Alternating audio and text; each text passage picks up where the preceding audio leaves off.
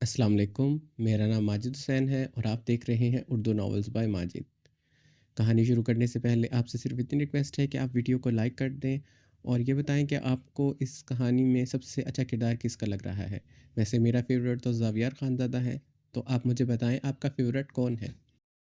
چلے کہانی کی طرف چلتے ہیں۔ زرمش بائیں ہاتھ سے کھانا کھا رہی تھی۔ دائیں ہاتھ سے کچھ پکڑنا تو دور کی بات، وہ مومنٹ بھی نہیں کر پا رہی تھی۔ کیا ہوا بیٹا، بائیں ہاتھ سے کھانا کھا رہی ہو؟ حیدر خان نے اسے بائیں ہاتھ سے کھانا کھاتے دیکھتے ٹوکا تھا۔ اس وقت وہ لوگ ڈائننگ روم میں بیٹھے ڈنر کر رہے تھے۔ وہ لالا چوٹ لگی ہے سیدھے ہاتھ میں، زرمش نے آہستگی سے کہا۔ دکھاؤ مجھے۔ حیدر خان نے اس کا ہاتھ پکڑا جو اس نے شال میں چھپایا ہوا تھا۔ اس کے ہاتھ میں اتنی بڑی پٹی کو بندھے دیکھ وہ مزید پریشان ہوا تھا۔ لالا کو کچھ لیکوڈ گر گیا تھا، اس لیے احتیاطی طور پر ایسی پٹی کی ہے، ورنہ انفیکشن پھیل جاتا۔ درد بالکل نہیں ہے۔ وہ اپنا ہاتھ چھڑواتے ہوئے کرسی سے اٹھتی اپنے کمرے کی طرف بڑھ گئی۔ بیٹا، حیدر خان نے پریشانی سے اسے پکارا۔ زرمش سنی انسنی کرتی کمرے کی طرف بڑھ گئی تھی۔ دراب زراب کہاں ہیں؟ حیدر خان اب فرشتے کی طرف متوجہ ہوا جو سیاہ رنگ کی فراق پر نیٹ کا دوپٹہ اوڑھے ہوئے تھی۔ بنا کسی میک اپ کے وہ دھمک رہی تھی۔ اوزلا کے پاس ہے، فرشتے آہستگی سے بولتے کھانا کھانے لگی۔ تیار رہنا، کل تمہیں تمہارے لالا کے پاس چھوڑ دوں گا۔ جتنے دن رہنا چاہو رہ لینا، میری طرف سے کوئی روک ٹوک نہیں ہوگی۔ جب کہو گی لینے آ جاؤں گا۔ حیدر کرسی سے اٹھتے ہوئے اس کی طرف بڑھا۔ فرشتے حیرانگی سے اس کی بات سنتے کرسی سے کھڑی ہوئی۔ وہ بے یقین ہوئی تھی۔ حیدر خان نے اس کی کمر میں ہاتھ ڈالتے فرشتے کی تھوڑی پر اپنے لب رکھے۔ فرشتے گلابی ہوتی نگاہیں جھکا گئی تھی۔ تم پر اپنی شدتیں نہیں نچھاور کر سکتا، یہی تمہاری شرط ہے۔ تمہارے قریب تب تک نہیں آؤں گا جب تک تم نہیں چاہو گی، مگر اس دل پر تم مجھے حق جتانے سے کبھی نہیں روک سکتی۔ یہاں پر میری شدت سہنی ہی پڑے گی۔ حیدر خان نے بھاری آواز میں کہتے فرشتے کے دل پر اپنے دانت کاڑے۔ فرشتے نظریں جھکائے سسکی تھی۔ وہ بہت بے رحمی سے ہمیشہ اپنا جنون اس کی تھوڑی کے دل پر دکھاتا تھا۔ حیدر خان اس کے دل پر گہرا نشان دیتے پیچھے ہوا۔ تم کھانا کھاؤ، میں آتا ہوں۔ حیدر خان فرشتے کے دل پر نرمی سے لب رکھتے زرمش کے کمرے کی طرف بڑھ گیا تھا۔ وہ تیز تیز قدموں سے ہاسپٹل میں داخل ہوئی تھی۔ سردیوں کا آغاز ہو چکا تھا، بلکہ رات کی ہوئی بارش نے سردی کی شدت میں اضافہ کر دیا تھا۔ وہ آف وائٹ کلر کے فراق میں ملبوس تھی جس پر بے حد خوبصورت سیاہ امبرائڈری والی شال اوڑھی ہوئی تھی۔ ہاسپٹل میں اس وقت کوئی نظر نہیں آ رہا تھا، اکا دکا سٹاف ہی نظر آ رہا تھا بس۔ وہ کوریڈور سے اندر داخل ہوتے ہال میں داخل ہوئی تھی۔ آریان خانزادہ کو اسی لمحے ہال میں آٹومیٹک سلائڈنگ ڈور سے اندر داخل ہوتے دیکھتے وہ بھاگتے ہوئے ریسیپشن ڈائس کی طرف بڑھی تھی۔ دل کی دھڑکنیں خوف سے بہت تیزی سے دھڑکی تھی۔ اسے بلڈ تھرسٹ بیسٹ کے سامنے نہیں آنا تھا۔ وہ ریسیپشن ڈائس کی طرف بڑھتے اس کے پیچھے چھپی تھی۔ ہڑبڑاہٹ میں وہ بری طرح پھسلی تھی۔ اس کا پیر بری طرح مڑا تھا۔ بینڈیج بندھا ہاتھ بھی بری طرح مڑا تھا۔ وہ اپنے سارے وزن سمیت اپنے ہاتھ پر جیسے گری تھی۔ اب پٹی والا ہاتھ درد سے چور تھا۔ وہ بری طرح سسکتے اپنی چیخیں گلے میں گھونٹ گئی تھی۔ آریان خانزادہ کا خوف اس درد سے کہیں زیادہ تھا۔ وہ کسی صورت نہیں چاہتی تھی کہ اس کی نظر اس پر نہ پڑے۔ آریان خانزادہ نے ریسیپشن ڈائس کو دیکھتے اپنے جبڑے بری طرح بھیچے تھے۔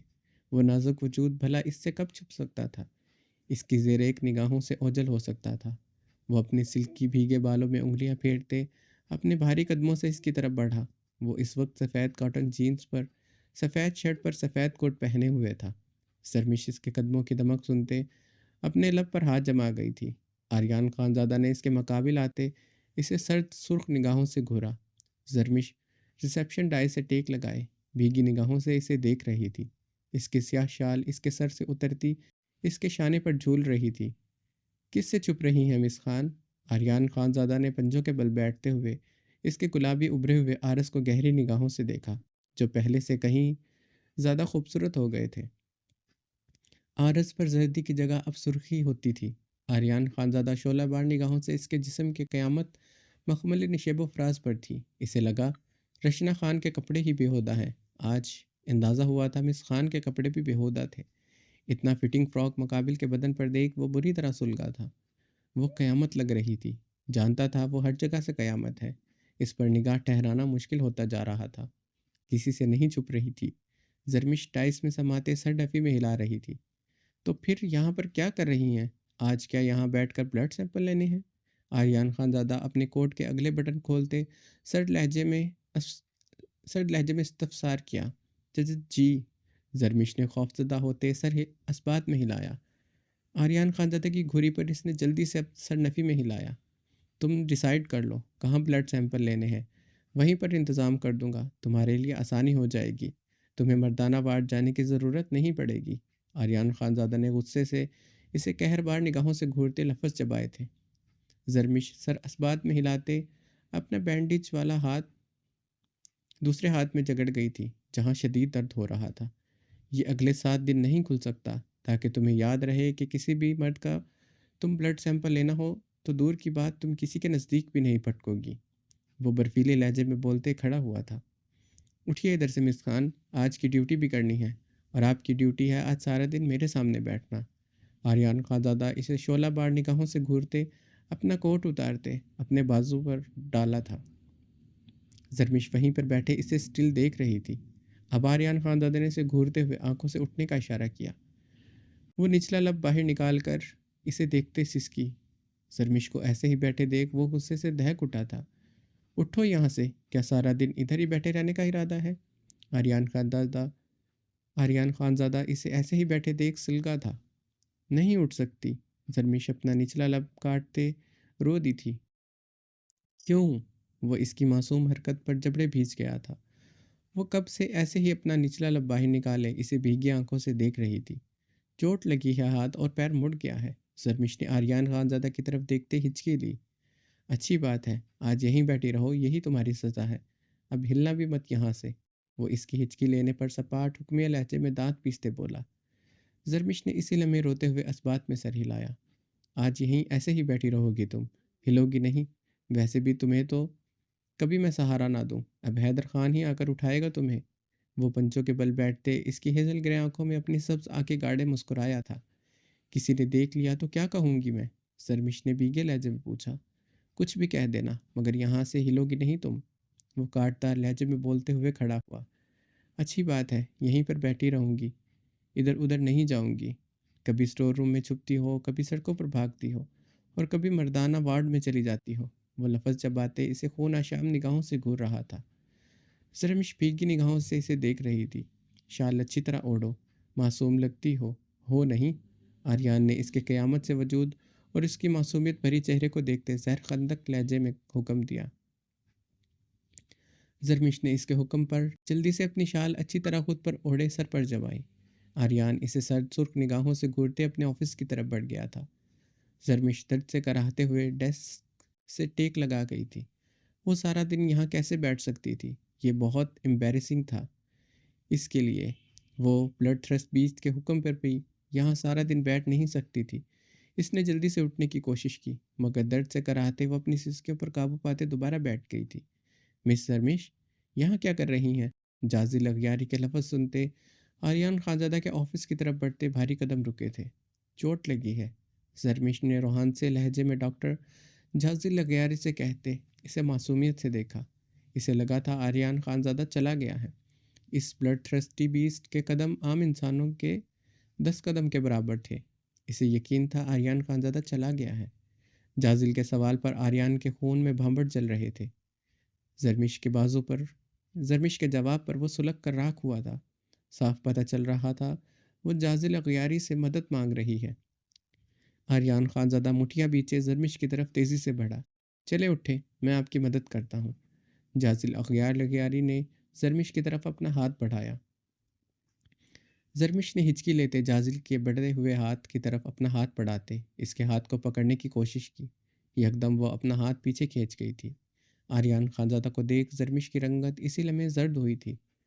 آریان خانزادہ کی سرخ آنکھوں میں زرمش کے لیے شعلے دہک رہے تھے۔ یہ نازک وجود اس کے سامنے ڈرنے کی ایکٹنگ زیادہ کرتا تھا۔ اس کے پیچھے وہ جازل سے مدد لے رہی تھی۔ وہ بنا کسی ہچکچاہٹ سے جازل اغیار کا ہاتھ تھام رہی تھی۔ آریان خانزادہ کو سمجھ نہیں آ رہا تھا اسے کیا ہو رہا ہے۔ اس کا ہاتھ بڑھانا اس کا خون کھولا گیا تھا۔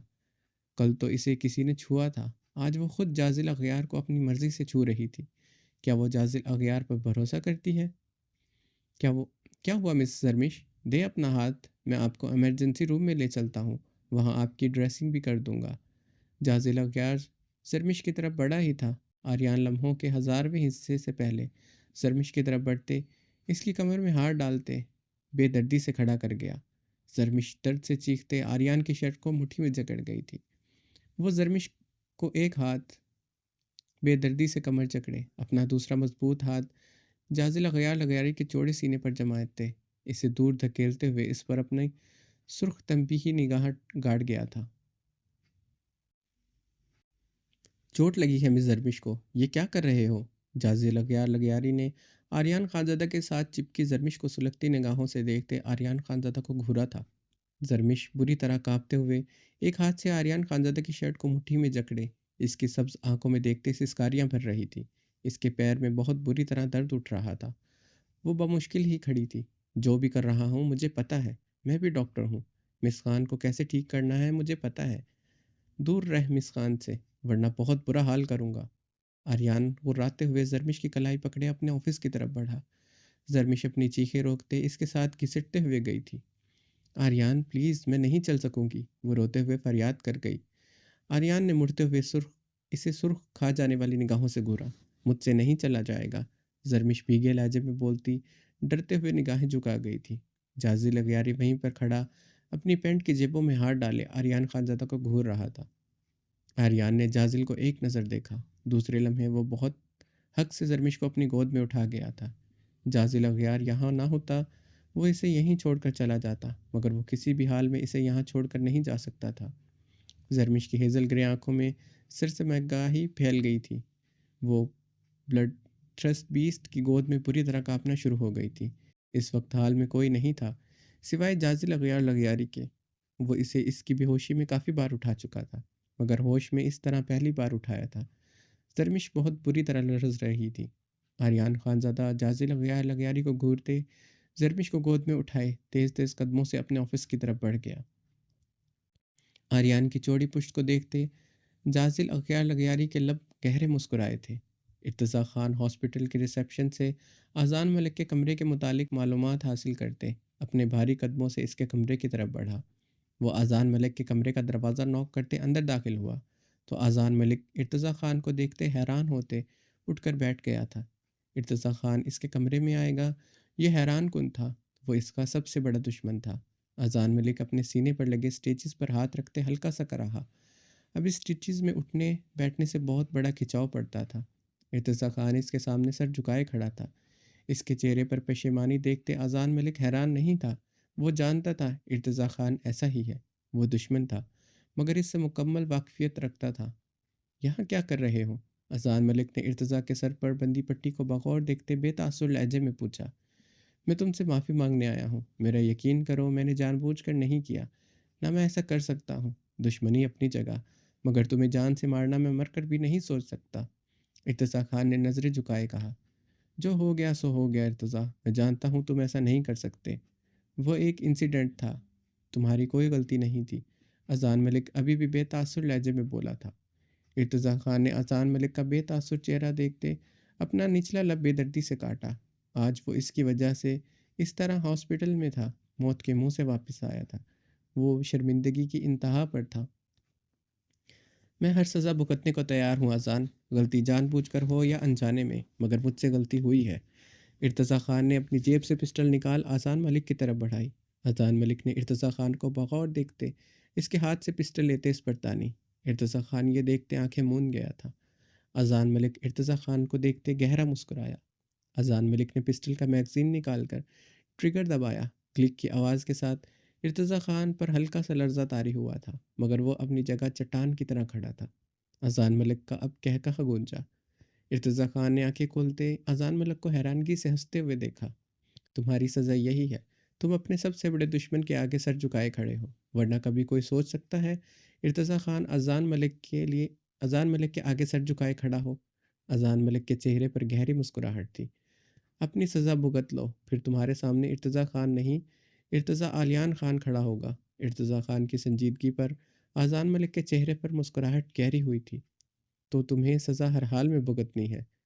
اذان ملک نے سنجیدگی سے سوالیہ لہجے میں استفسار کیا۔ ہاں، ارتضیٰ خان نے اثبات میں سر ہلایا۔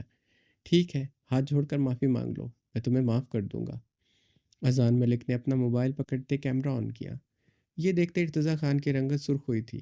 شروع ہو جاؤ ارتضیٰ خان، اگر تم معافی نہیں مانگو گے تو میں معاف نہیں کروں گا، نہ تمہیں کوئی سزا ملے گی۔ اذان ملک نے طنزیہ مسکراتے ارتضیٰ پر اچھالی اذان ملک نے طنزیہ مسکراہٹ ارتضیٰ پر اچھالی۔ ارتضیٰ خان نے گہرا سانس لیتے سرخ چہرے کے ساتھ اذان ملک کو دیکھا تھا۔ اذان ملک کے چہرے پر استہزائیہ مسکراہٹ بڑھتی جا رہی تھی۔ وہ جانتا تھا ارتضیٰ خان یہ سب نہیں کرے گا، مگر اگلے پل وہ حیران ہوا تھا۔ ارتضیٰ خان اپنے دونوں ہاتھ جوڑ گیا تھا۔ اذان ملک کو دیکھتے اب دروازے کی طرف بڑھا۔ ارتضیٰ ارتضیٰ اذان ملک نے اپنے موبائل میں بنی ویڈیو ڈیلیٹ کرتے ارتضیٰ کو پکارا۔ ارتضیٰ خان کے قدم رکے تھے مگر وہ پلٹا نہیں تھا۔ تمہیں معافی اسی صورت ملے گی جب تم مجھ سے دشمنی ختم کر کے مجھے اپنا دوست بناؤ گے۔ اذان ملک کی بات پر ارتضیٰ خان نے پلٹتے ہوئے اسے دیکھا۔ اذان ملک ارتضیٰ خان کو دیکھتے مسکرایا۔ جواباً ارتضیٰ خان بھی گہرا مسکرایا تھا۔ دونوں ایک دوسرے کو دیکھتے اب مسکرا رہے تھے۔ ارتضیٰ خان کی گہری نگاہ اب کمرے کے صوفے پر سوئی عائش کے سنہری بالوں پر تھی۔ وہ کمبل لپیٹے اس کی طرف بیٹھ کے سو رہی تھی۔ اس کے سنہری سلکی بال اس کی کمر پر بکھرے تھے۔ ارتضیٰ خان کا دالان سنہری کرنوں والے بالوں کو چھونے کو بےتاب ہوا۔ ارتضیٰ خان کا دل ان سنہری کرنوں والے بال کو چھونے کو بےتاب ہوا تھا۔ اس نے سوتے ہوئے کروٹ لی۔ ارتضیٰ خان کا دل اچھل کر جیسے حلق میں آیا تھا۔ اتنی خوبصورتی اس نے آج تک نہیں دیکھی تھی۔ عائش ملک کی خوبصورتی، اس کا ہر انداز ارتضیٰ خان کے دل پر گہرا وار کر گیا۔ وہ اپنی منتشر ہوتی دھڑکنوں کو سنبھالتے جلدی سے کمرے سے نکل گیا تھا۔ اپنے گال پر ہاتھ رکھتے ارتضیٰ خان کے لب مبہم سا مسکرائے تھے۔ میں تمہاری جان لے لوں گی۔ عائش ملک کے لفظ یاد کرتے ارتضیٰ خان نے اپنے دل پر ہاتھ رکھا جہاں اس نے پسٹل رکھی تھی۔ جان تو تم میری لے چکی ہو۔ وہ اپنی تیز ہوتی دھڑکنوں پر ہاتھ رکھتے گہرا مسکرایا۔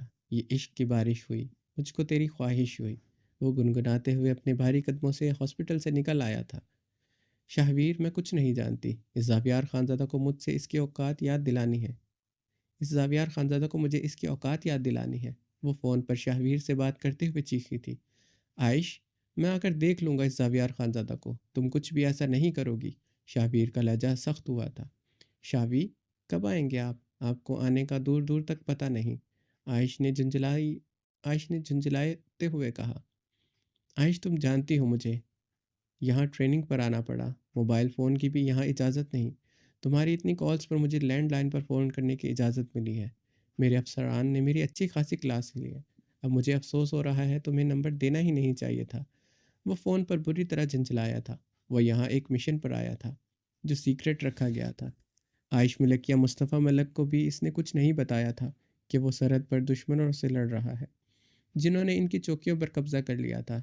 روز گولیوں اور بارود کا کھیل کھیلا جا رہا تھا۔ عائش کی باتوں پر وہ بری طرح پریشان ہوا تھا۔ میں کچھ نہیں جانتی شاوی۔ اذان خون میں لت پت تڑپ رہا تھا۔ اس زاویار خانزادے کے بھائی نے اذان ملک پر گولی چلائی۔ اگر اس کا نشانہ نہ چوکتا وہ جان سے چلا جاتا۔ آپ کیوں نہیں سمجھ رہے میری بات؟ کیسے چھوڑ دوں زاویار اور اس کے بھائی کو؟ وہ ہذیانی ہوئی تھی۔ کیا چاہتی ہو؟ شاویر نے گہری سانس لیتے پوچھا۔ شاوی، کچھ بھی کرو، مجھے زاویار خانزادہ کا بھائی سلاخوں کے پیچھے چاہیے۔ وہ اٹل لہجے میں بولتے شاہویر ملک کو پریشان کر گئی تھی۔ میری بات سنو عائش، زاویار اور اس کے بھائی کے ساتھ کیا کرنا ہے میں خود آ کر دیکھوں گا۔ تم کسی قیمت پر زاویار کے سامنے نہیں جاؤ گی۔ لیکن شاوی، کیا کہہ رہا ہوں میں کہ تم زاویار خانزادہ کے سامنے اب نہیں جاؤ گی تو مطلب نہیں جاؤ گی۔ وہ فون پر غصے سے حلق کے بل دھاڑا تھا۔ عائش اس کی دھاڑ سنتی یکدم لرزتے ہوئے بے یقین ہوئی تھی۔ وہ پہلی مرتبہ اس پر ایسے چلایا تھا۔ شاوی؟ عائش کی بھیگی بے یقین آواز سنتا وہ گہری سانس لیتا۔ جھنجھلاتے ہوئے فون بوتھ کی گلاس وال پر پوری قوت سے مکہ مار گیا تھا۔ پتہ نہیں کیوں اس زاویار خانزادہ کے نام پر اس کی سانسیں اٹک کر رہی تھی۔ اگر تم زاویار خانزادہ کے سامنے اب گئی تو تمہاری جان اپنے ہاتھوں سے لوں گا۔ اتنا جان لو، بلکہ تم اچھی طرح جانتی ہو میں میجر شاہویر ملک ہوں، جو اپنی آئی پر آ جائے تو یہ دنیا ہلا سکتا ہے۔ مجھے مجبور مت کرو عائش ملک کہ میں تم پر سختی کروں۔ وہ اب غرایا تھا۔ کیسے سختی کریں گے آپ مجھ پر شاہویر؟ نکاح نہیں ہوا ابھی۔ آپ مجھ پر ایسا کوئی حق نہیں رکھتے۔ وہ بھیگی آواز میں بولی تھی۔ حق ہے میرا تم پر عائش ملک، صرف میجر شاہویر ملک کا حق ہے تم پر۔ تمہاری سانسیں، تمہارا پور صرف میرا ہے۔ اس کے لیے نکاح کا ہونا ضروری نہیں۔ وہ عائش کی بات پر پاگل ہوتا گرج اٹھا تھا۔ دونوں طرف سے اب گہری خاموشی چھائی تھی۔ شابیر اپنے گھنے بالوں میں انگلیاں پھیرتے، اپنا نچلا لب بے دردی سے کاٹتے، اس کی سانسوں کے مدم رقص سنتے۔ رسیو کان سے لگائے فون بوتھ کی دیوار سے ٹیک لگا گیا تھا۔ آئی ایم سوری میری جان، آئی ایم ریئلی سوری۔ میں تم پر چیخنا نہیں چاہتا تھا، نہ میں تمہاری کوئی بات ٹال سکتا ہوں، مگر میرا تھوڑا انتظار کر لو۔ میں وعدہ کرتا ہوں میں واپس آ کر زاویار خانزادہ کے کلام کے پہاڑوں کو ہلا کر رکھ دوں گا۔ وعدہ ہے یہ میجر شابیر ملک کا، وہ اٹل مضبوط لہجے میں بولا۔ اوکے شابی، میں انتظار کروں گی، وہ سپاٹ انداز میں بولتے فون کاٹ چکی تھی۔ شاہویر جھنجھلاتے ہوئے فون بوتھ کی دیوار پر مکہ مارتے، اپنی پیشانی دیوار پر ٹکا گیا تھا۔ اس کی ناراضگی اب اسے چین نہیں لینے دے گی۔ وہ جانتا تھا اذان ملک کی گاڑی کلام کی سڑکوں پر دوڑ رہی تھی۔ اسے ہاسپٹل سے ڈسچارج ہوئے 2 دن ہو گئے تھے۔ رضا خان نے داور خان کی بارات اور ولیمہ ڈیلے کر دیا تھا، کچھ دن آگے کا رکھ لیا تھا۔ رضا خان کے بے حد اصرار پر مصطفیٰ ملک رک گئے تھے۔ رضا خان اور مصطفیٰ ملک ایک دوسرے پر جان بانٹتے تھے۔ یہ دوستی برسوں سے تھی، وہ لوگ بزنس پارٹنر تھے۔ رضا خان مصطفیٰ ملک کا بہت بار مہمان بن چکا تھا، مگر مصطفیٰ ملک پہلی مرتبہ اپنی فیملی سمیت رضا خان کا مہمان بنا تھا۔ یہ واضح ہو گیا تھا کہ ارتضیٰ خان کی غلطی سے اذان ملک کو فائر لگا تھا۔ وہ ہوائی فائر کر رہا تھا، گولی اذان ملک کو لگ گئی۔ اذان ملک بالکل ٹھیک تھا، اس لیے مصطفیٰ ملک نے اس بات کو طول نہیں دیا تھا۔ اذان ملک کی طبیعت آج بہت بہتر تھی۔ وہ کلام کی سڑکوں پر ڈرائیو کرتے، کلام کے سرد موسم اور یہاں کے پہاڑوں اور دریاؤں کی خوبصورتی انجوائے کر رہا تھا۔ عائش کے فون پر اذان ملک نے لب بھینچے تھے۔ وہ اس سے چھوٹی تھی، مگر حق وہ ایک ماں کی طرح جتاتی تھی۔ سبرینا ملک بہت کم ان لوگوں کے ساتھ رہی تھی۔ وہ بہت بڑی بزنس وومن تھی۔ مصطفیٰ ملک نہیں چاہتے تھے وہ بزنس وومن کے طور پر ان کے سرکل میں جانی جائے۔ وہ چاہتے تھے سبرینا گھر رہ کر اذان ملک اور عائش ملک کو دیکھیں، مگر انہوں نے کسی بھی قیمت پر سمجھوتہ نہیں کیا تھا۔ وہ آج بھی مصطفیٰ ملک کی بیوی تھی، مگر سالوں سے وہ اور مصطفیٰ ملک الگ رہ رہے تھے۔ سبرینا ملک اذان ملک اور عائش ملک کو بہت بار اپنے ساتھ بہت عرصے کے لیے رکھ چکی تھی۔ اذان ملک نے بالغ ہوتے ہی سبرینا ملک کے پاس چھٹیوں میں بھی جانے سے انکار کر دیا تھا۔ اذان ملک کے بغیر عائش بھی نہیں رہ سکتی تھی، اس طرح وہ لوگ اب سبرینا کے پاس نہیں جاتے تھے۔ سبرینا ملک خود آ کر عائش اور اذان ملک سے مل کر چلی جاتی تھی۔ عائش سبرینا سے بے حد محبت کرتی تھی۔ اذان ملک سبرینا سے اکھڑے مزاج سے ملتا تھا، مگر عائش بے حد محبت کرتی تھی سبرینا سے۔ سبرینا کی بھی جان بستی تھی عائش میں۔ اذان ملک نے غصے سے جھنجھلاتے ہوئے فون اٹھایا۔ بولو کیوں فون کیا؟ وہ غصے سے جھنجھلایا تھا۔ ابھی تمہاری چیز میں فرق نہیں پڑا اور تم گاڑی لے کر نکل آئے، وہ بھی اتنی خطرناک سڑک پر۔ عائش فون پر غصے سے بولی۔ لسن عائش، چھوٹی ہو چھوٹی بن کر رہو، موم مت بنا کرو، سمجھی تم؟ وہ اپنی عادت کے مطابق بھڑکا تھا۔ اذان، موم نہیں بن رہی، تمہاری فکر جتا رہی ہوں، سمجھے تم؟ وہ بھی غصے سے فون پر چیخی تھی۔ اپنی فکر اپنے پاس رکھو تم۔ وہ لفظ جب آتے فون آف کرنے لگا ہی تھا کہ یکدم اس کی گاڑی پر فائر آ کر لگا۔ اذان ملک بدحواس ہوتا چیخا۔ فون اس کے ہاتھ سے چھوٹ کر نیچے گرا تھا۔ اذان، دوسری طرف سے عائش بھی بدحواس ہوتے چیخی تھی۔ اذان ملک نے اپنی گاڑی کی سپیڈ بڑھائی، اس کی گاڑی پر تڑا تڑ گولیاں برس رہی تھی۔ وہ بدحواس ہوتے گاڑی کی سپیڈ بڑھائے ہوئے تھا۔ اذان ملک کا پورا بدن جیسے پسینے سے شرابور ہوا تھا۔ اس کے لیے گاڑی کا کنٹرول سنبھالنا مشکل ہو رہا تھا۔ سڑک کافی کشادہ تھی، ورنہ اسے یقین تھا اس کی گاڑی گہری کھائی میں جا گرتی۔ لاہور میں اس کے ساتھ اس کے گارڈ ہوتے تھے، مگر انہیں ہر جگہ اپنے ساتھ نہ رکھتا تھا۔ یہاں رضا خان کے گارڈ تھے، رضا خان کے کہنے کے باوجود وہ اپنے ساتھ نہیں رکھتا تھا۔ اس پر ادھر حملہ کیوں اور کون کرے گا؟ وہ پریشان ہوا تھا۔ وہ اپنی گاڑی کی سپیڈ خطرناک حد تک بڑھا گیا تھا۔ فائر اس کی گاڑی کے اطراف میں لگ رہے تھے۔ یکدم اس کی گاڑی کو 2 گاڑیوں نے اپنے حصار میں لیا۔ اذان ملک مزید گھبرایا تھا۔ ان گاڑیوں میں سے گارڈز نکلتے اس کے بچاؤ میں فائرنگ کرنے لگے۔ اذان ملک حیران ہوتے انہیں دیکھ رہا تھا۔ ایک گاڑی سے ارتضیٰ خان کو سفید شلوار قمیض، سیاہ مردانہ شال کندھوں پر اوڑھے نکلتے دیکھا۔ وہ اپنی پسٹل سے ہوائی فائرنگ کر رہا تھا۔ اذان ملک کی گاڑی پر اب فائر ہونا بند ہو چکے تھے، مگر ارتضیٰ اور اس کے گارڈز کی پہاڑوں پر فائرنگ کی گونج دور تک سنائی دے رہی تھی۔ مرد ہو تو سامنے آؤ، یوں بزدلوں کی طرح فائر کرنے کا فائدہ؟ وہ پشتوں میں طیش و علم میں گرجا تھا۔ اذان ملک نے سیٹ سے ٹیک لگائے ارتضیٰ خان کو دیکھا، جس کا چہرہ بے حد سرخ ہو رہا تھا۔ اذان ملک ارتضیٰ خان کو دیکھتے مسکرایا۔ سنا تھا ارتضیٰ خان دوستوں کے لیے اپنی جان بھی قربان کر دیتا ہے، آج اس نے دیکھ بھی لیا تھا۔ ارتضیٰ خان دل سے اس کو دوست مان چکا تھا، وہ سمجھ گیا تھا اذان ملک کا بھی یہی حال تھا، اب یہ یارانہ کبھی نہیں چھوٹنا تھا۔ اذان ملک گاڑی سے نکلتے ارتضیٰ خان کی طرف بڑھا، ارتضیٰ خان بھی اپنے بھاری قدموں سے اذان ملک کی طرف بڑھا۔ دونوں ایک دوسرے کے مقابل آتے ایک دوسرے کو سنجیدہ نگاہوں سے دیکھ رہے تھے، دونوں کے چہروں پر مسکراہٹ چھائی تھی۔ دوسرے لمحے وہ سختی سے بلغیر ہوئے تھے۔ دوست ہو تم میرے علاقے میں کوئی تمہیں ایک آنچ بھی نہیں پہنچا سکتا، جان لے لوں گا اس کی جس نے تم پر ایک نگاہ بھی ڈالی۔ ارتضیٰ خان اذان ملک سے الگ ہوتے غرایا تھا۔ جواباً اذان ملک کا بلند و بانگ کہا گونجا، جانتا ہوں، ارتضیٰ خان کی جان سے بڑھ کر اب میری جان ہے، اس لیے مجھے اب اپنی جان کی کوئی فکر نہیں۔ اذان ملک نے محبت بھرے لہجے میں بولتے ارتضیٰ خان کے گال پر ہاتھ رکھا۔ ارتضیٰ خان مسکرایا تھا۔ یہ کون لوگ ہیں اور مجھ پر گولیاں کیوں چلا رہے تھے؟ اذان ملک نے سنجیدگی سے دریافت کیا۔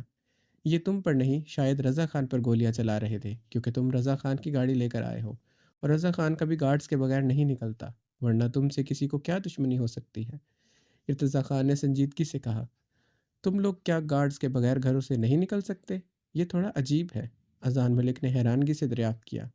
نہیں، ایسا نہیں ہے، مگر جب کسی سے دشمنی ہوتی ہے تو پھر ہم قبر تک اس کا پیچھا نہیں چھوڑتے۔ ارتضیٰ خان ہنستے ہوئے بولا، اور جب دوستی ہو جائے تو؟ اذان ملک نے آئی برو اچکائے۔ اس کے لیے کفن اوڑھ لیتے ہیں۔ ارتضیٰ خان کی بات پر اذان ملک کا بلند و بانگ کہا گونجا۔ ارتضیٰ خان بھی جواباً کہا گونجا تھا۔ وہ دونوں ہنستے ہوئے ایک دوسرے سے گلے لگے تھے۔ آج میرے ساتھ چلو، میں تمہیں دعوت کھلاتا ہوں اور پورا کلام گھماتا ہوں۔ ارتضیٰ خان نے مسکراتے ہوئے کہا، بالکل، میں چلوں گا تمہارے ساتھ۔ اذان ملک مسکراتے ہوئے اپنی گاڑی کی طرف بڑھتے اس میں سے اپنا موبائل نکالتے عائش کا نمبر ڈائل کر گیا۔ اذان، تم کیسے ہو؟ یہ فائرنگ کی آواز کیسی تھی؟ تم چیخے کیوں تھے؟ میں کب سے تمہارا نمبر ڈائل کر رہی تھی، میری سانسیں اٹکی ہوئی تھی، وہ فون پر شدت سے رو دی تھی۔ عائش، میں بالکل ٹھیک ہوں، میری گاڑی پر حملہ ہوا تھا، مگر میں بالکل ٹھیک ہوں، تم میری فکر نہ کرو، میں اپنے دوست کے ساتھ جا رہا ہوں، دیر سے آؤں گا۔ اذان نے نرمی سے کہا، کیا مطلب تم پر حملہ ہوا اور کیوں اذان؟ اور یہ کون سا دوست ہے؟ وہ فون پر پریشان ہوتے چیخی تھی، نیا دوست میرا بنا ہے یہیں کا، اسی نے میری جان بچائی ہے، میں بالکل ٹھیک ہوں، حملہ مجھ پر نہیں بلکہ شاید رضا انکل کی گاڑی پر ہوا تھا، وہ لوگ مجھے رضا انکل سمجھ رہے تھے، اب میں بالکل ٹھیک ہوں، دیر سے آؤں گا، اب بار بار مجھے فون مت کرنا، ورنہ مجبوراً مجھے اپنا فون آف کرنا پڑے گا۔ وہ سختی سے کہتے فون بند کر چکا تھا۔ بہت اریٹیٹ کرتی ہے یہ، چھوٹی ہے مجھ سے، مگر پوری مما بنتی ہے میری۔ میں عائش کو بتا دیتا کہ تم میرے دوست ہو تو وہ میرا سانس لینا دوبر کر دیتی۔ تمہارے لالا اور تمہارے بہت خلاف ہے، اسے سیدھا صرف میجر شاہویر ملک ہی کر سکتا ہے۔ اذان ملک اور ارتضیٰ خان کو دیکھتے بولا۔ اذان ملک ارتضیٰ خان کو دیکھتے بولا، کون میجر شاہویر ملک؟ تمہارا بڑا بھائی ہے؟ ارتضیٰ خان نے سنجیدگی سے سوال کیا۔ ارتضیٰ کے سوال پر اذان ملک کا کہا گونجا۔ ارتضیٰ نے الجھن بھری نگاہوں سے اسے دیکھا۔ ہاں، بڑا بھائی ہی ہے، بلکہ بھائی سے بھی بڑھ کر۔ اذان ملک مسکرایا تھا۔ ارتضیٰ خان بھی جواباً مسکرایا۔ عائش؟ ارتضیٰ خان کی دھڑکنوں پر ایک نام دھڑک رہا تھا۔ وہ زیر لب بے آواز عائش کا نام دہراتے ہنس پڑا تھا۔ عائش فون پر ہاتھ پکڑے گہری سانس لے رہی تھی۔ اذان ملک پر حملہ ہوا، اس کا دل غم و غصے سے بری طرح دھڑک رہا تھا۔ وہ اب اس کلام میں نہیں ٹھہرنا چاہتی تھی، مگر رضا خان کے مجبور کرنے پر وہ لوگ رکے ہوئے تھے۔ رضا خان نے داور کی شادی بھی آگے کر دی تھی، صرف مصطفیٰ ملک کی خاطر۔ ارتضیٰ خان سے گولی غلطی سے چلی، سب اس بات پر یقین کر چکے تھے، مگر اس کا دل نہیں مان رہا تھا۔ اسے زاویار خان زادہ جیسے ظالم، کھڑ مزاج، مغرور انسان سے اسی سب کی توقع تھی۔ ارتضیٰ خان اپنی دشمنی کی آڑ میں اذان ملک کی جان لینا چاہتا تھا، اسے یقین اب مکمل ہو چکا تھا، ورنہ اذان ملک پر حملہ کیوں ہوتا؟ عائش نے اسی لمحے فون سے صبرینہ ملک کو کال ملائی۔ مما، مجھے ابھی اسی وقت ارتضیٰ خان کے نام FIR کٹوانی ہے، وہ بنا سلام دعا کیے فون پر چیخی تھی۔ کم ڈاؤن میری جان، کیا ہوا ہے بتاؤ مجھے، صبرینہ تحمل سے بولی۔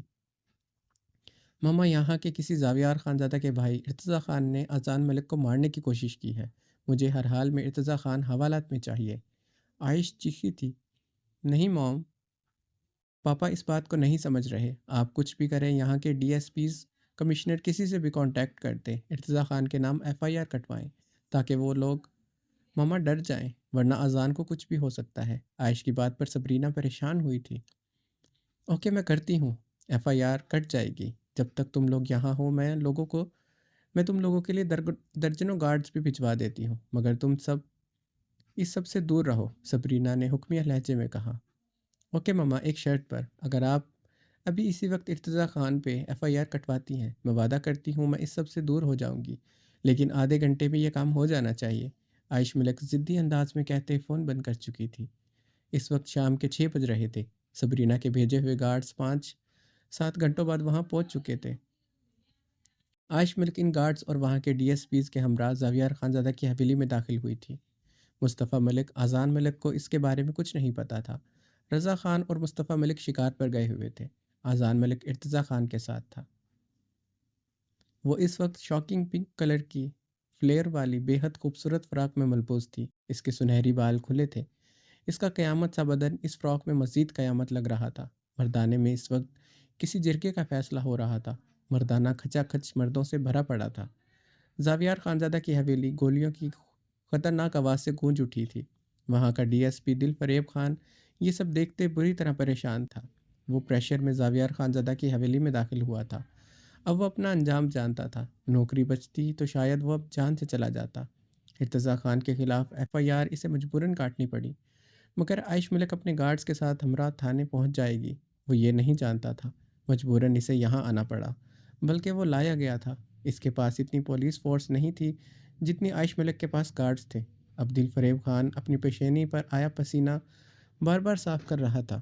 عائش ملک کے گارڈز نے عائش ملک کے حکم پر حویلی کے باہر فائرنگ کیے تھی۔ اس وقت زاویار کی حویلی کے باہر 1-2 گارڈ ہی تھے۔ وہ لوگ انہیں زد و کوب کرتے حویلی کے اندر داخل ہو چکے تھے۔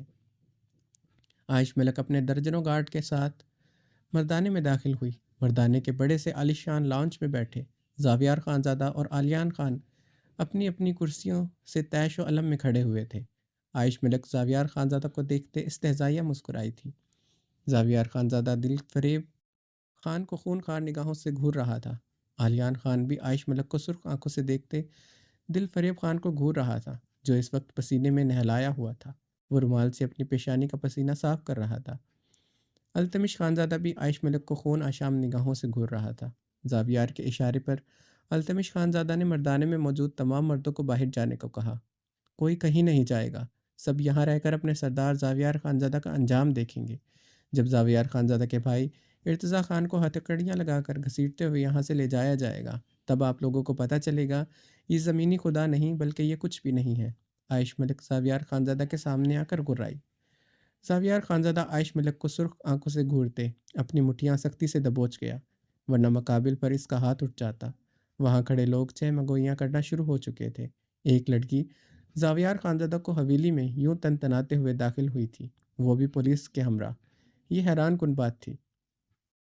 کیا بکواس کر رہی ہو؟ تم لڑکی ہوش میں تو ہو؟ تم لڑکی ہوش میں ہے؟ تمہارا ہمت کیسے ہوا ہماری حویلی میں گھسنے کا؟ تمہارا جان لے لیا جائے گا تمہاری اس حرکت پر۔ آلیان خان طیش و علم میں گرجا تھا۔ ابھی تم زمینی خداؤں کی جان میرے قبضے میں ہے۔ عائش اپنے گارڈز کی طرف دیکھتے استہزائیہ ہنسی تھی۔ اس کے گارڈز چاروں طرف زاویار آلیان خان کو اپنے حصار میں لیے ہوئے تھے۔ زنان خانے کی طرف کھلتے بڑی سی کھڑکی کے دروازے کی آڑ سے یہ سب دیکھتے وہاں کے ملازمائیں اور گھر کی عورتیں کانوں کو ہاتھ لگا رہی تھی۔ پہلی مرتبہ کسی عورت کو ایسی شیرنی کے روپ اور اتنے بے باک دکھا تھا۔ وہ لوگ تو اسے ان کپڑوں میں دیکھ کر حیران تھے۔ پھر وہ زاویار خانزادہ کی آنکھوں میں آنکھیں ڈالے کھڑی تھی۔ زنان خانے کی عورتیں عائش کا انجام سوچتے پریشان ہو رہی تھی۔ زاویار خانزادہ نے التمش کو اشارہ کیا۔ زاویار خانزادہ کے اشارے پر التمش نے جواباً سر ہلاتے اپنا فون نکالا۔ اپنا گارڈ سے ڈرا رہا ہے، وہ بھی ہمارا حویلی میں داخل ہو کر۔ تمہارا گارڈز اور تم اپنی ٹانگوں پر آیا ہے، مگر جائے گا یہاں سے اب گھٹنوں کے بل۔ آلیان خان اپنی مونچھوں پر ہاتھ پھیرتے عائش کو خون اتری آنکھوں سے دیکھتے ہوئے گرایا۔ زاویار خانزادہ دل فریب خان کو خون آشام درندے کے مانند گھور رہا تھا۔ خان صاحب ہم مجبور تھا، دل فریب خان ہکلاتے ہوئے بمشکل بولا تھا۔ تمہاری مجبوری میں نکالوں گا۔ زاویار خانزادہ اپنی ہلکی گھنی بیئرڈ پر ہاتھ پھیرتے صوفے پر بیٹھتے ٹانگ پر ٹانگ جما گیا۔ التمش خان نے فون پر زاویار خانزادہ کی طرف بڑھایا۔ زاویار خانزادہ کی طرف بڑھایا۔ کیا دل فریب خان ڈی ایس پی نہیں رہا اور ایف آئی آر کا کوئی ریکارڈ نہیں اب تھانے میں؟ زاویار خانزادہ فون کان سے لگائے مسکراتے ہوئے بولا۔ دل فریب خان یہ سنتے بکلایا تھا۔ عائش ملک نے ناسمجھی سے زاویار خانزادہ کو دیکھا۔ بات کرنا نہیں چاہو گے تم دل فریب خان سے، جو زاویار خانزادہ کے ٹکڑے پر پلتے جوان ہوتے زاویار خانزادہ کو ہی کاٹ گیا؟ زاویار خانزادہ نے گھراتے ہوئے فون دل فریب خان کی طرف بڑھایا۔ اس سے پہلے دل فریب خان وہ فون پکڑتا، التمش خان زاویار خانزادہ سے فون پکڑ چکا تھا۔ خان، خواہ آپ کے ہاتھ گندے ہو جائیں گے اگر اس کا ہاتھ آپ کے ہاتھ کو چھو گیا۔ میں پکڑاتا ہوں یہ فون اسے۔ التمش نے کھا جانے والی نگاہوں سے دل فریب کو گھورتے سے فون پکڑایا۔ عائش ملک گہری سانس لیتے زاویار کو گھور رہی تھی، جو اپنی خون اتری آنکھیں دل فریب پر ہی گاڑے ہوئے تھا۔ جی سر، وہ غلطی ہو گئی سر، دل فریب لب بھینچے فون پر بولا۔ میں معذرت کر لوں گا خان صاحب سے، پیروں میں گر جاؤں گا۔ دل فریب خان کو بھیگی بلی بنتے دیکھ عائش ملک بے یقین ہوتے سیخ پا ہوئی تھی۔ زاویار ہنستے ہوئے صوفے سے ٹیک لگا گیا۔ وہاں کھڑے بہت سے لوگ زاویار خانزادہ سے مزید مرغوب ہوئے تھے۔ You bloody, how can you سے آل دس، یو آر اے پولیس مین، وہ چیختے ہوئے دل فریب کی طرف بڑھی۔ شش، آواز نہیں، ورنہ وہ حال کروں گا تم سوچ نہیں سکو گی۔ زاویار خانزادہ صوفے سے ایک ہی جست میں کھڑا ہوتا، اپنے ہونٹوں پر انگلی رکھتے عائش ملک کی آنکھوں میں خون اتری آنکھیں گاڑ گیا۔ زاویار کی سرخ آنکھوں میں دیکھتے عائش ملک کے پورے وجود میں سنسنی دوڑی تھی۔ عائش ملک نے گھبراتے ہوئے اپنے گارڈ کی طرف نگاہیں دوڑائی۔ اس کی نیلی بےحد خوبصورت آنکھوں میں خوف کی رمق مزید گہری ہوئی تھی۔ رنگت تانبے کی مانند سرخ ہوئی تھی۔ اس کے گارڈز کو زاویار خانزادہ کے درجنوں سے زائد گارڈز حراست میں لے چکے تھے۔ وہ سب اس کے گارڈز کی کنپٹی پر پسٹل رکھ کر کھڑے تھے۔ وہ کہاں سے آئے، کب آئے، اسے خبر نہیں ہوئی تھی۔ عائش کو احساس ہوا وہ زاویار خانزادہ کو ہلکا لے چکی ہے۔ اپنے گارڈز کو ایسے دیکھ کر پہلی مرتبہ وہ گھبرائی تھی۔ عائش نے ہاتھ میں پکڑے فون سے مصطفیٰ ملک کو کال ملانے کی کوشش کی۔ التمش عائش سے فون چھینتے دیوار پر مار گیا۔ عائش کے لبوں سے چیخ بلند ہوئی تھی۔ زاویار خانزادہ کے اشارے پر التمش نے اسی لمحے مردانہ خالی کروا دیا تھا۔ اب صرف وہاں آلیان خان، دل فریب خان، التمش خانزادہ اور زاویار خانزادہ اور عائش کے گارڈز تھے۔ زاویار خانزادہ کے اشارے پر زاویار خانزادہ کے گارڈ عائش ملک کے گارڈ کو اپنی پسٹل کے حصار میں باہر لے گئے تھے۔ باہر سے 2-3 فائر کی آواز آئے۔ عائش ملک اور دل فریب خان بری طرح لرز اٹھے تھے۔ عائش ملک گھبراتے ہوئے آنکھیں میچ گئی تھی، جسے دیکھ زاویار خانزادہ کا بلند و بانگ کہا گونجا تھا۔ التمش بھی گہرا مسکرایا تھا۔ آلیان خان اپنی مونچھوں کو تاؤ دیتا دل فریب خان کو گھور رہا تھا۔ تمہارا 1-2 گارڈز کو صرف ابھی زخمی کیا ہے، مگر اب سوچ رہا ہوں سب کو موت کے گھاٹ اتار دوں۔ کیوں التمش؟ زاویار خانزادہ نے اپنی گھنی بیڈ پر ہاتھ پھیرتے آئی برو اچکائی تھی۔ یہ موقع مجھے دیا جائے خانزادی، یہ موقع مجھے دیا جائے خان، ذرا نوازی ہوگی آپ کی۔ التمش عائش ملک کو گھورتے ہوئے غرایا۔ زاویار خانزادہ نے بلند و بانگ کہا لگایا۔ زاویار خان کے کہے پر عائش ملک کے قدم نامحسوس انداز میں پیچھے کی جانب بڑھے۔ جانے دو اس لڑکی کو زاویار، اس بے شرم لڑکی کے لیے آج کا سبق بہت ہے۔ ہم خان لڑکی لوگوں سے نہیں الجھتا، مگر مصطفیٰ ملک کا معافی ہم کو اب ہر حال میں چاہیے، یہ آج ہی ممکن ہونا چاہیے۔ آلیان خان غصے سے بولتا وہاں سے چلے گئے تھے۔ التمش، زاویار خانزادہ عائش کو گھورتے ہوئے گرجا۔ جی خان، التمش آگے آیا تھا۔ گم کرو اس دل فریب خان کا شکل، آئندہ یہ مجھے اس کلام میں نظر نہ آئے۔ زاویار خانزادہ کی نگاہ ابھی تک عائش پر تھی، جو گہری سانس لیتے اسے دہکتی نگاہوں سے دیکھ رہی تھی۔ اس کے نشیب و فراز میں طوفان آیا ہوا تھا۔ وہ اپنے خوف پر قابو پاتے ابھی بھی زاویار خانزادہ کو دیکھتے اپنے چکراتے وجود پر قابو پائے ہوئے تھی۔ زاویار خانزادہ اپنی گھنی بیڈ پر ہاتھ پھیرتے عائش ملک کو دیکھتے اپنے سیاہ بوٹ والے پاؤں ہلا رہا تھا۔ اس کے بوٹ کی دمک مردانے خانے میں گونج رہی تھی۔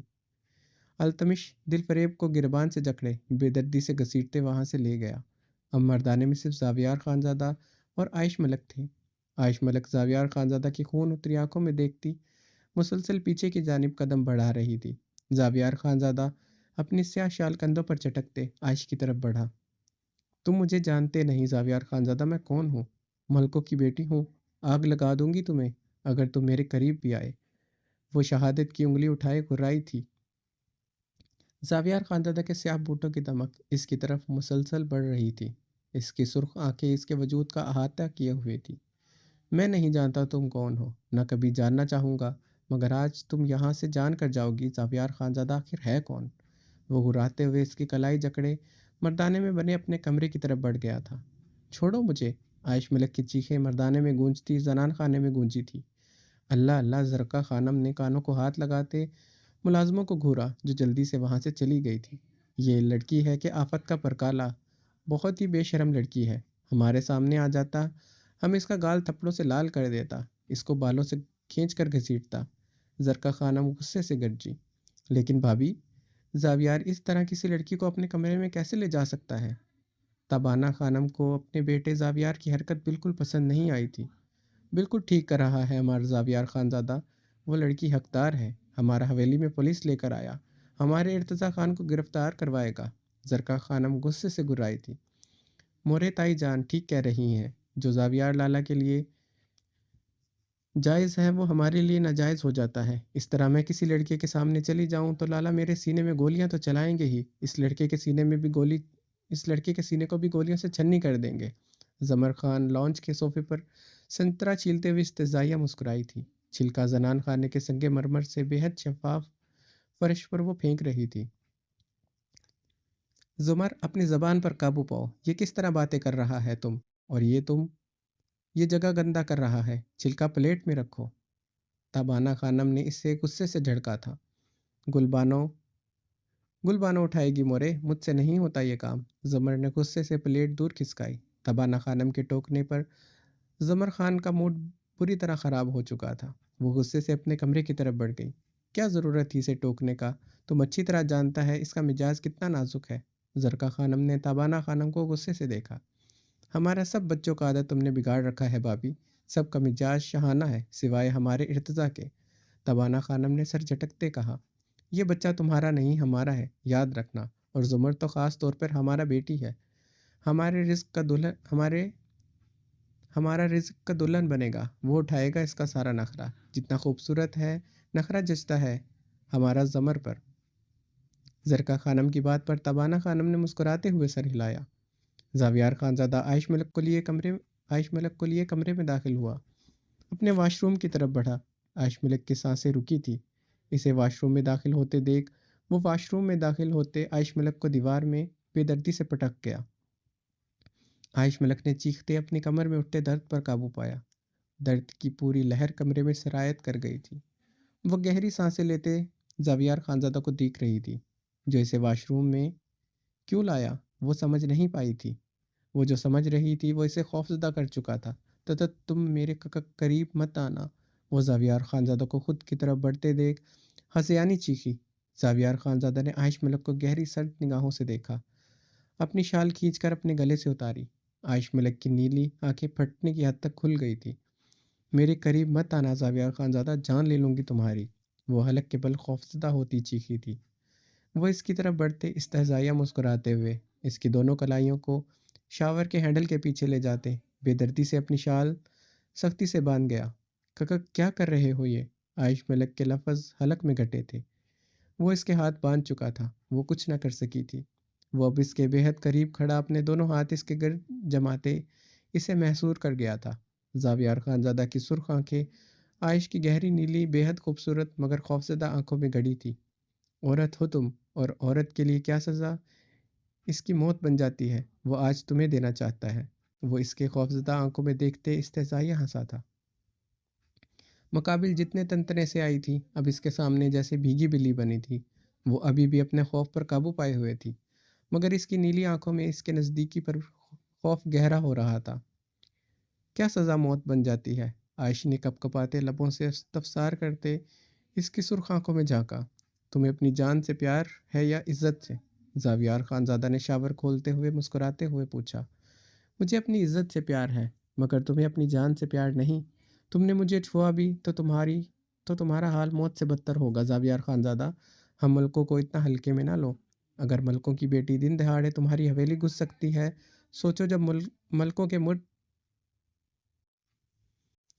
سوچو جب ملکوں کے مرد تمہاری حویلی میں گھسیں گے تو کیا ہوگا؟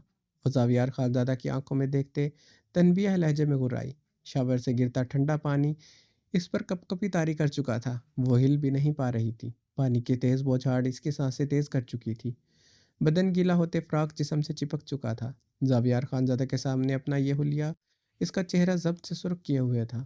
وہ زاویار خانزادہ کو دیکھتے غصے سے پاگل ہو رہی تھی۔ ملکوں کی بیٹی کا جو حال ہوا، ملکوں کے مرد کا اس سے بھی برا حال ہوگا۔ وہ اس کے اطراف میں مکہ مارتے ہوئے حلق کے بل دھاڑا تھا کہ پورا واش روم اس کی دھاڑ سے لرز اٹھا۔ عائش اس کی دھاڑ پر شدت سے لرز اٹھی تھی۔ وہ سچ میں مقابل کو اپنے سامنے خوف سے کپ کپانے پر مجبور کر سکتا تھا۔